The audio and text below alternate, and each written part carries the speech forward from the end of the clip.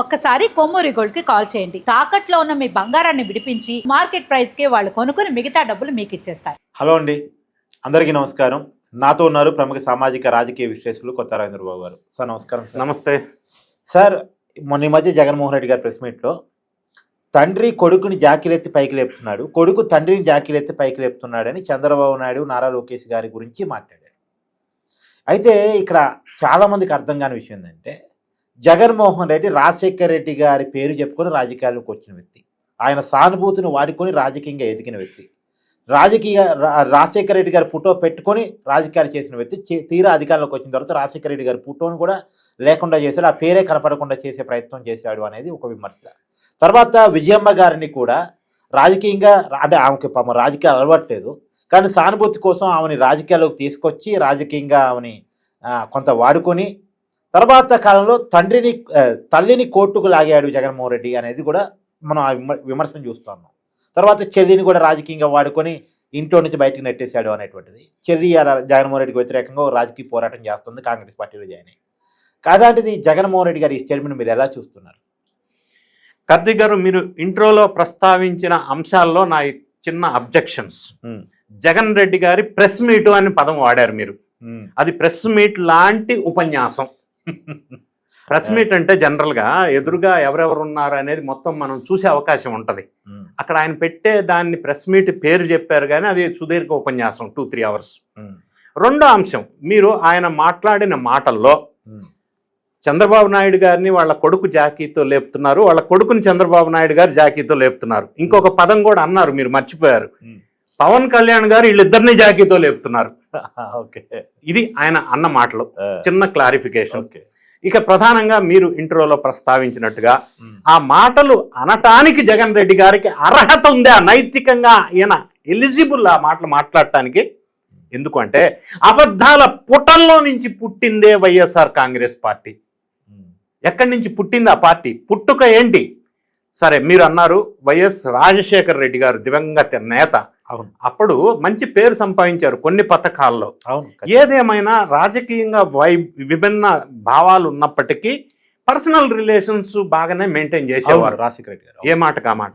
అంటే గత ప్రభుత్వంలో స్టార్ట్ చేసిన ప్రాజెక్ట్స్ కానీ ఏదన్నా కానీ ఆయన కంటిన్యూ చేశారు. ఇప్పుడు హైదరాబాద్ ఉంది అంటే చంద్రబాబు నాయుడు గారు డెవలప్మెంట్ కంటిన్యూ చేయబట్టే కదా సార్. కంటిన్యూ చేశారు. అవును, స్పాయిల్ చేయాలి. అదృష్టం ఏంటంటే రాజశేఖర రెడ్డి గారు కంటిన్యూ చేశారు, తర్వాత తెలంగాణ వచ్చిన తర్వాత కేసీఆర్ గారు కంటిన్యూ చేశారు. కరెక్ట్. అప్పట్లో ఆ రాజకీయ నాయకులకి ఆ లక్షణం ఉండేది, కానీ అనూహ్యంగా జగన్ రెడ్డి గారు ఆ లక్షణాన్ని రివర్స్ గేర్ లోకి వెళ్ళారు. ముందు ప్రభుత్వం వాళ్ళు ఏదైతే స్టార్ట్ చేశారో అది బంద్ చేయడమే, విధ్వంసం చేయాల్సిందే. ప్రజా వేదిక విధ్వంసం నుంచి పాలన స్టార్ట్ చేసిన జగన్ రెడ్డి గారు రాజశేఖర రెడ్డి లాగా కాదు. అయితే ఆయన ఫోటో పెట్టుకొని ఎలక్షన్లో పార్టీ పెట్టారు, ఆయన ఎలక్షన్లో గెలిచారు, అంతవరకు బాగానే ఉంది. నేను పార్టీ పేరు కూడా సార్ వైఎస్ఆర్ అంటే అప్పట్లో మంచి పేరే ఉంది. యువజన శ్రామిక రైతు కాంగ్రెస్ పార్టీ అని మళ్ళాంటి వాళ్ళు తెలుసు, కొంతమంది తెలుసు. వైఎస్ రాజశేఖర రెడ్డి పార్టీ అనుకున్నారు మొదట్లో. సరే, మీరు ఈ మాట అన్నారు కాబట్టి నేను అనక తప్పదు సుమా. ఆ పార్టీ పెట్టిన అతను ఎవరు? శివకుమార్. అక్కడి నుంచి దొబ్బేశారు. ఆయన మొన్న గోరు నడిపించాడు ఛానల్స్ లో. సరే, అది పక్కన పెడదాం. సరే, వైఎస్ఆర్ పేరు పెట్టారు, మంచిదే. ఆ పార్టీ పేరు పెట్టినప్పుడు ఎలక్షన్లో గెలుపొంది ఒక అధికారం వచ్చేంత వరకు వైఎస్ రాజశేఖర రెడ్డి గారి ఫోటో ఉండేది. అది సాక్షి మీడియాలో కానీ శాటిలైట్ ఛానల్లో వీళ్ళ కరపత్రాల్లో కానీ ఉండేది. కాలక్రమంలో అధికారం వచ్చిన తర్వాత ఆ ఫోటో కూడా దొబ్బేశారు, మాయం చేసి పడేశారు. అవసరం లేక మనం ఒక స్టేజ్కి వచ్చినాక వాళ్ళది ఎందుకు మనకి, వాడుకో వదిలేసుకో, యూజ్ అండ్ త్రో, అదే పాలసీ. తండ్రి పేరు మళ్ళా తండ్రి పేరు, అది ఎవరు తండ్రి అయినా ఒకటే, ఏదైనా ఒకటి, దానికి దీనికి సంబంధం లే. ఇంకొకటి జాకీ విషయం మీరు మాట్లాడారు. నారా చంద్రబాబు నాయుడు గారిని ఎవరన్నా జాకీ పెట్టి లేపే అవసరం ఉందా? నారా లోకేష్ ఉందా? ఇలా ఉంటే భారతదేశంలో పెట్టుబడుల విషయంలో ఇండియాలో టాప్ 25.3% పెట్టుబడులని ఎందుకు టాప్ ర్యాంకింగ్ వస్తుంది? వాళ్ళిద్దరు ఎఫర్ట్స్ వల్లే, పవన్ కళ్యాణ్ సహకారం వల్లే కదా. ఎవరిని పెట్టి జాకీ లేపక్కర్లా. లేపేదే ఉంటే ఇన్ని పరిస్థితి డెవలప్మెంట్ వైపు ఎందుకు వెళ్తుంది? మీరు డెవలప్మెంట్ అంటే, మీరు నన్ను examples having said this, GSDP growth Jagan Reddy గారి పరిపాలనలో 5.01 ఉంది, ఇప్పుడు 10.74 ఉంది. Per capital income Jagan Reddy గారి కాలంలో 2.67 lakhs ఉంది, ఇప్పుడు పర్ క్యాపిటల్ ఇన్కమ్ 2.98 lakhs ఉంది. అప్పట్లో per capita power consumption 1347 kWh ఉంది. ఇప్పుడు per capita power consumption 1400 kWh ఉంది. ఇవన్నీ పారామీటర్స్ రాష్ట్రం డెవలప్ అయిందని అనటానికి నిదర్శనం. ఒకరు జాకీ పెట్టి లేపేదేంది, ఆల్రెడీ డెవలప్ అయింది అనటానికి సాక్ష్యాలు కనిపిస్తా ఉంటే, పెట్టుబడులు వస్తా ఉంటే. గూగుల్ డేటా సెంటర్ అంటే జాకీలు పెడితే రావు కదా, ప్రత్యక్షంగా డేటా పారామీటర్స్ కనిపిస్తూ ఉంది. CAG controller and auditor general report ఉంది, ఆర్బీఐ రిపోర్ట్ ఉంది. ప్రత్యక్షంగా మనకి పారామీటర్స్ తెలుస్తూ ఉంది. ఎవరు జాకీని పెడితే లేపితే పారామీటర్స్ రావు.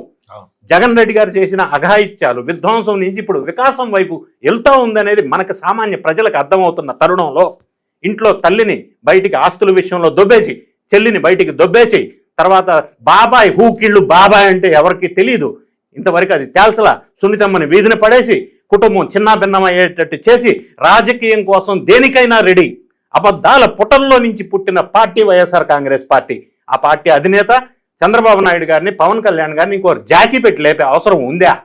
అసలు ఈయన ఈ మాటలు ఇక్కడ మాట్లాడే బదులు అసెంబ్లీలోకి వెళ్ళి నిలదీసేది ఉందా? ఎందుకు నిలదీయట్లా?